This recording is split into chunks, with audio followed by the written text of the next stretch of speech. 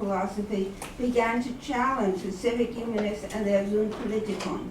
Led by Hobbes, Locke, Montesquieu, Voltaire, all the big figures of the European Enlightenment and British Enlightenment, Rousseau, Enlightenment liberals re-emerged rights and citizenship as products of a social contract.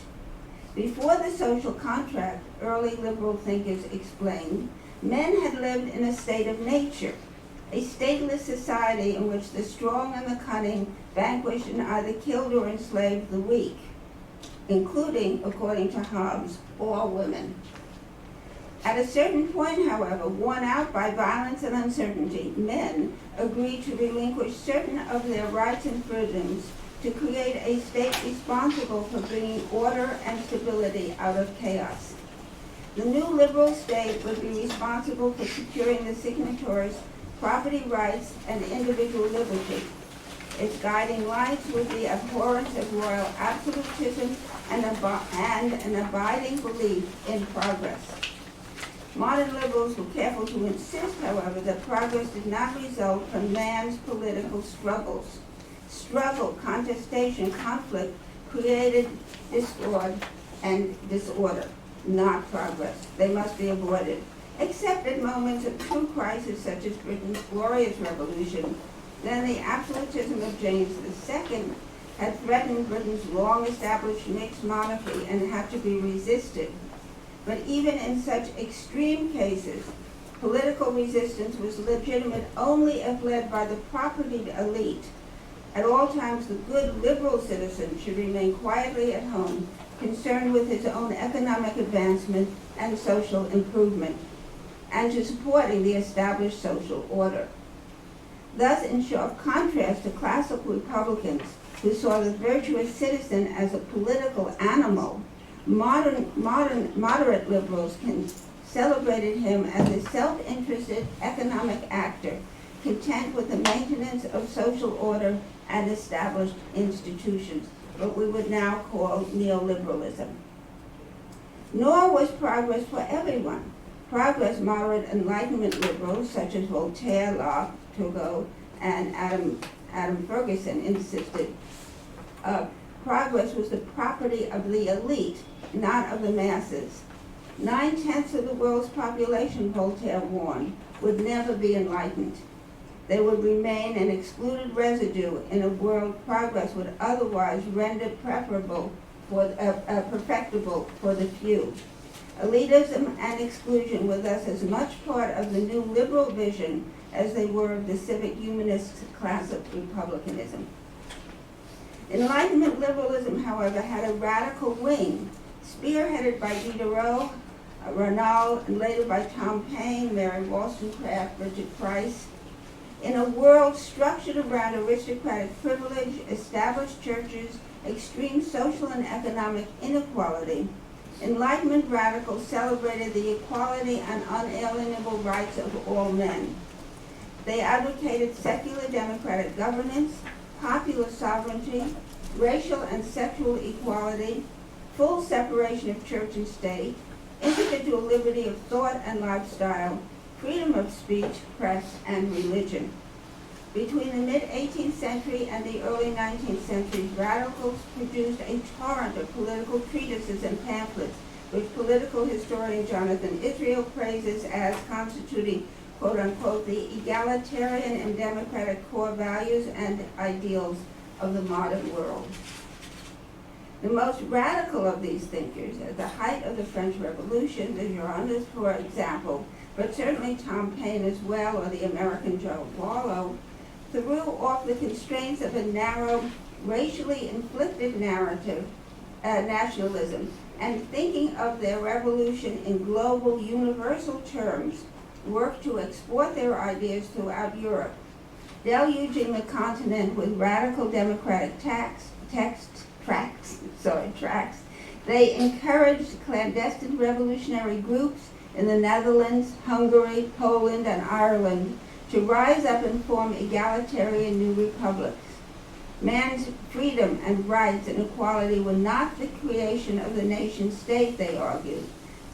They did not depend on citizenship and national belonging, Rather, basic political rights were innate to each human being, unalienable and undeniable, no matter where that individual resided.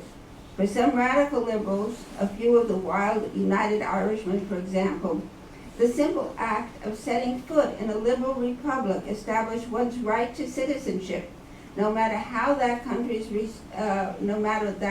response. To deny that right was an act of tyranny. And here I think we find the origins of the argument for human rights. And this is, of course, what Donald Trump is fighting hard against. However, this brings us up against what political philosopher Taleb Ben Habib considers the constitutive dilemma of liberal democracies. And I quote, transnational migrations bring to the fore the constitutive dilemma at the heart of liberal democracy, Ben Habib insists, that between the rights of citizens grounded within a particular nation state and human rights grounded only in the individual. There is not only a tension, Ben Habib insists, but an outright contradiction between human rights and states' sovereign claims to control their borders as well as to monitor the quality and quantity of admittees. This is an intractable contradiction indeed. Human rights versus citizenship rights.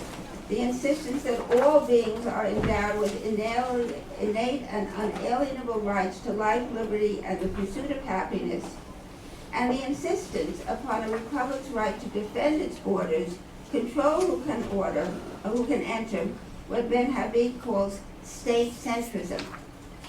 Yet citizenship and human rights are the twin offspring of the Enlightenment. Both are absolutely central to the functioning of modern democracies. At the same time as they war relentlessly with one another, they constitute us as subjects of political modernity. How can one choose between them when both are essential components of political modernity? This is the fundamental political and moral conundrum of the current refugee crisis. Europe's closed doors and Donald Trump's border wall forces upon us. And it occurs at a particularly difficult time in the development of liberal nation states. Not only have millions been rendered stateless by wars, the global impact of climate change, and the inability of failed states to control violence within their borders, globalization has placed the nation state itself under severe stress. The Lacanian concept under erasure, that a concept or a system that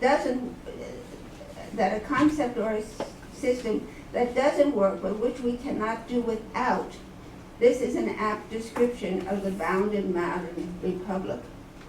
Globalization has internationalized financial institutions, labor supplies, armaments, communication and information technology, cultural networks. Increasingly volatile and changing, these central components of a national economy culture are now far beyond the capacity of individual republics to influence or control. They are certainly beyond the scope of individual voters and even of many of their political representatives. Yet political scientists and citizens around the world are loath to relinquish the authority of the democratic republic and its citizens to a distant bureaucracy beyond popular political control. Think, for instance, of the concerns that have fueled Brexit, or populist criticisms of the European Union as an institution controlled by elitists out of Brussels. And I'm sure there are Asian components as well. Nor is this the only current concern. Contemplating the fate of minorities, particularly Jewish minorities in the 1920s and 30s, but also the Roma, Armenians, Hannah Arendt argued that national citizenship was essential to the preservation of the individual political rights. Only citizens have the right to have rights, she wrote. Statelessness not only deprives the individual of citizenship rights, it effaces her or his claims to humanity. And is this not the fate of millions in squalid refugee camps around the world, of Muslims in Miramar and Kashmir, now we understand in China, in Gaza, and now the Kurds in the borderland between Turkey and Syria, of terrified children on the U.S.-Mexican border? What has the UN Declaration of Human Rights or the rights of children done for those children? Consequently, we must ask, is any solution possible?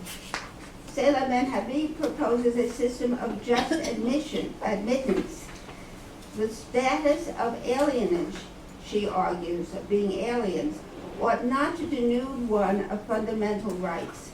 Permanent alienage is not only incompatible with the liberal democratic understanding of the human community, it is also a violation of fundamental human rights. As an alternative, Ben Habib proposes what she calls a human rights regime, which would privilege asylum seekers and refugees to first admittance, establish a system of porous borders, prohibit denationalization and the deprivation of citizenship, guarantee the right to have rights, including the status of political membership to all regardless of national origin, race, gender, or religion. But how could such a regime be implemented, enforced? In 2004, Ben Habib listed a host of UN and EU institutions, declarations, and protocols that she hoped would protect the stateless. 15 years later, the escalating numbers of the stateless and their desperate condition demonstrate the ineffectiveness of an unenforced, possibly unenforceable human rights regime. Is our conundrum then unsolvable? Is modern democracy a failed system? The irreconcilable contradictions destabilizing democratic citizenship are of equal concern to French political philosopher Etienne Balibar. Democracy, Balibar points out, is expansive and inclusive. Nation-based citizenship is exclusive. Therefore, both are in constant opposition and struggle. Inextricably linked, essential to one another, Balibar continues, citizenship and democracy exist in seemingly intractable contestation, an interplay of conflicts and antithetical definitions, an enigma with no definite solution.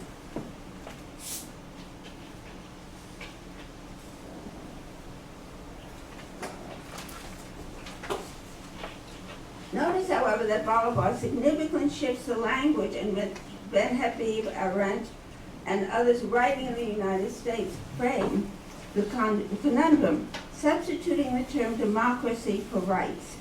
The term rights suggests, as I already have suggested, an already existing bundle of powers and responsibilities: the right to life, liberty, and property, suffrage, freedom of expression, the rule of law, etc. Innate and unalienable rights presumably pre-exist the individual and are a set and specific bundle which the individual can grab. In contrast, the term democracy suggests a far larger process of political becoming, of political agency and struggle, of rage, desire, and determination, of collective organizing.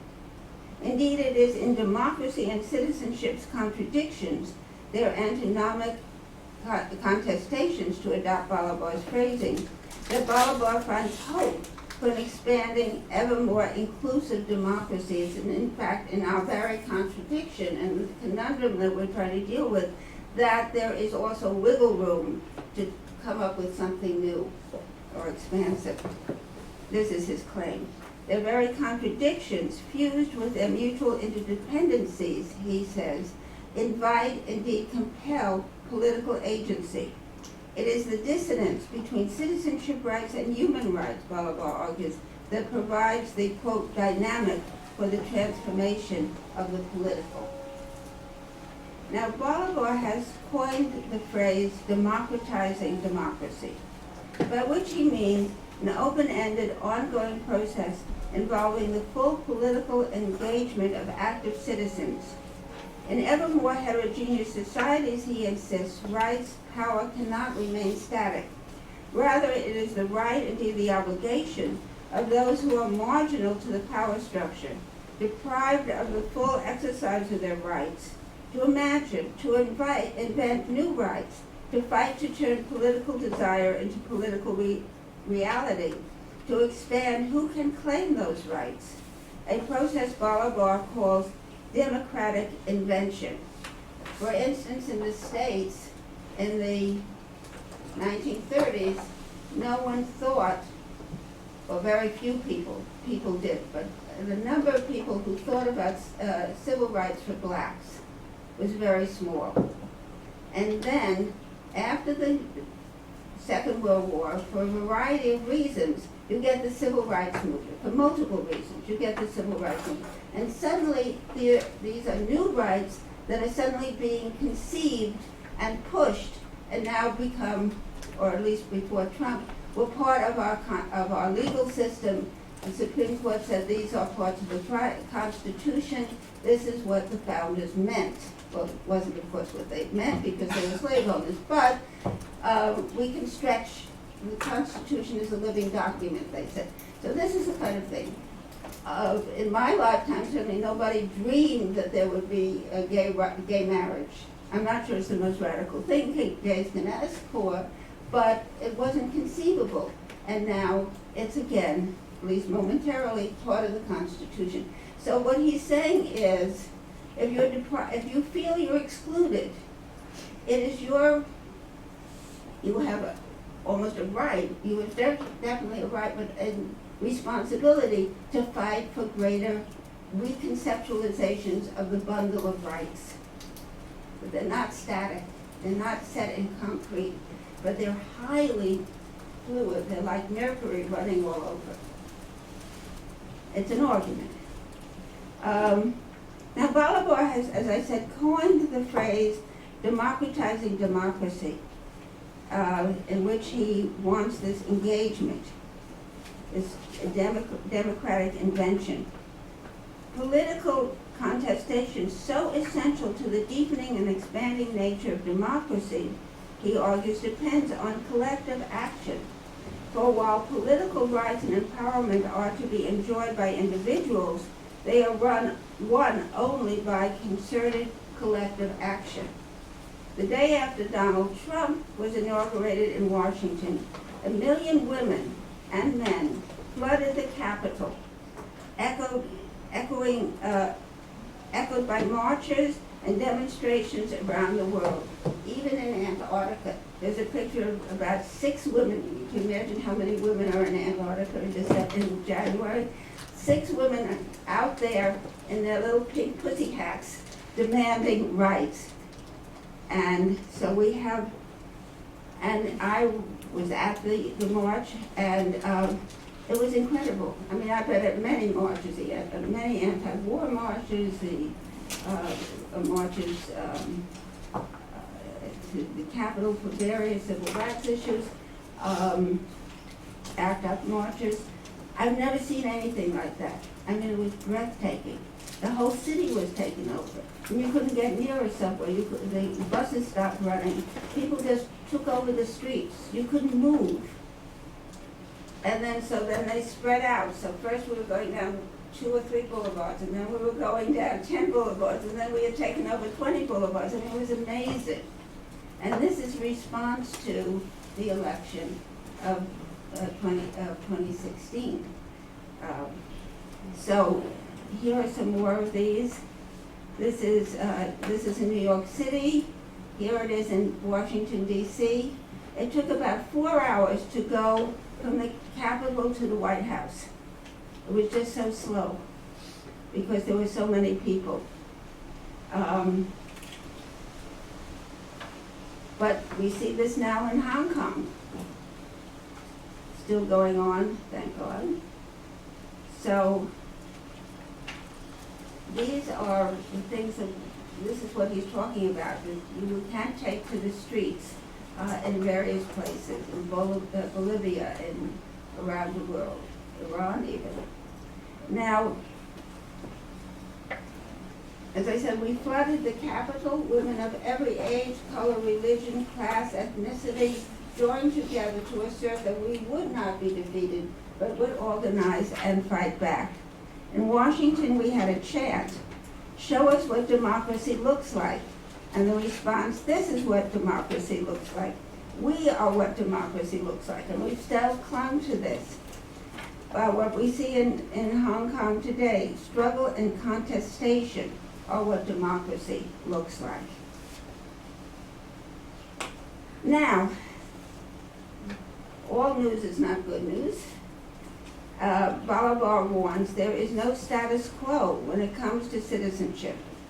Either it advances, which is to say it articulates new fundamental rights, which are both rights of man and rights of the citizen, and develops them with varying degrees of speed into institutions, the right to work, citizenship for foreigners, or it regresses, which means it loses the rights it had acquired, including the rights of man. Democratization, he insists, requires the deconstruction of the discriminations and exclusions that have been institutionalized in the name of democracy. Here again, he says the example of women and foreigners is of particular interest and importance. National boundaries must be transformed, permitting the free flow of political actors, political causes, and protests across territories. To democratize democracy, we must transcend national sovereignty. Indeed, we must reinvent sovereignty to mean not simply the sovereignty of the nation state, but to mean the sovereignty of the people. Now, these are stirring words and even more stirring ideas, but are they as romantic, as unenforceable as Ben Habib's human rights regime? The most oppressed in the world are those with the least amount of power, who lack the resources to transcend borders, to expand rights. How are those entrapped within what are little more than slave camps established in Libya to prevent those from sub-Saharan Africa to seek refuge in Europe? How are they to organize collective political struggling? How are women, often mere children, encased in misogynist patriarchal families and states, without education, without political agency, without the freedom to move outside the patriarchal home, or others caught within transgenerational prostitution systems where daughters follow their mothers into the trade? How are these disempowered individuals to transform patriarchy? Well, power breeds power, powerlessness breeds powerlessness. One must have some rights with which to fight to create additional rights. This is the Achilles heel of all our brave efforts to democratize democracy. Is it insurmountable? If it is, what does that say about the rights, the citizenship, the democracies we are so proud of? What indeed does it say about these democracies that we are so proud of? Udemeta states the question quite succinctly. In its theoretical vision, he writes, liberalism from the 17th century to the present has prided itself on its universality and politically inclusionary character. Yet, when viewed as a historical phenomenon, the period of liberal history is unmistakably marked by the systematic and sustained political exclusion of various groups and types of people.